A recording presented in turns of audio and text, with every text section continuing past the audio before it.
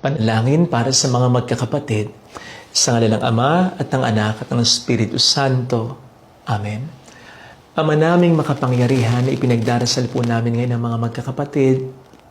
Magmahalan nawa sila ayon sa iyong kalooban at ayon na rin sa laging hangarin sa simula pa lang ng kanilang mga magulang.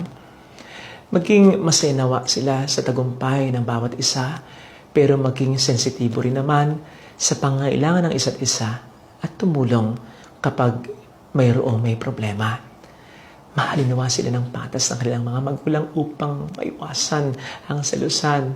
Gayunpaman, may lumabas man sa kanilang paborito, ay matutong bumaba ang paboritong ito sa mga kapatid niya upang hindi nila maisip na inaabuso niya ang pabor na ibinibigay sa kanya ng mga magulang nila, at maging malawak naman din ang isip ng mga kapatid niya upang maiwasan ang awayan. Habang maaga ay madiskubre nawa nila at mapagyaman ang kanilang mga kakayanan upang mas madali nilang matanggap ang kanilang pagkakaiba. Pagkakaiba-iba na hindi dapat humantong sa payabangan at paligsahan, kundi dapat maging daan upang mas lalo silang magtulungan. Maisip nawa nila na iba pa rin ang meron silang mga kapatid na masasandalan kahit na may kanya-kanya na silang pamilya o buhay na pinagkakaabalahanan. Total naman ay ikaw ang nagpasya na maging magkakapatid sila. Kaya sigurado naming ang layunin ito na sila'y magkaroon pa rin ng mabuting pag-asama ay hindi pansamantala lamang. Hindi habang sila'y magkakasama lamang sa isang tahanan, kundi siguradong hanggang kamatayan. Ang kanilang mga magulang, gayon din naman, ay siguradong hindi naman mag-aanak ng sobra sa isa kung alam nila na ang kanilang mga anak, pagdating ng araw ay mag-aaway-away lamang.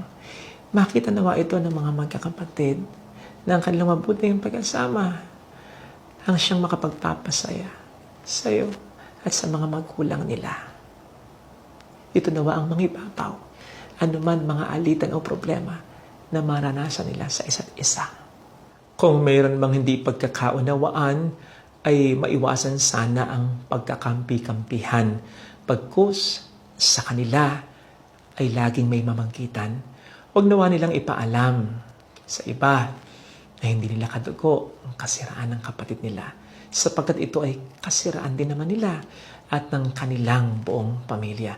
Huwag naman nilang itamay ang kanilang asawa, ang kanilang mga anak sa pag-aaway nila upang hindi mas lumala ang problema at upang kahit na lumayo man ang loob nila sa isa't isa ay mayroon pa ring mga kadugo na magkonekta sa kanila. Higit sa lahat, sana'y maisip nila sino man ang mali o tama sa kanila, hindi na yun ang mahalaga, kundi yung katotohanang magkaiba man sila, ay isa lamang kanilang ama at ina na nasasaktan kapag nag-aaway sila.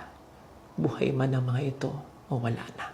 Kaugnay nito, Panginoon, ay maisip nawa ng mga magkakapatid, lalo na ng mga may kanya-kanya ng pamilya, ng pinakamagandang paraan upang turuan ang kanilang mga anak na magmahalan ay ang pagpapakita nito sa kanila. Yun ay kung papaano nila itrato at mahalin ang mga tiyahin nito, ang mga tiyuhin nito, ang mga kapatid nila.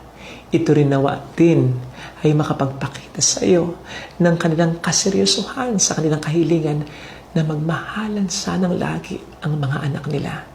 Yun ay kung papaano din nila maipapakita sa iyo ang pagmamahal nila sa sariling mga kapatid nila.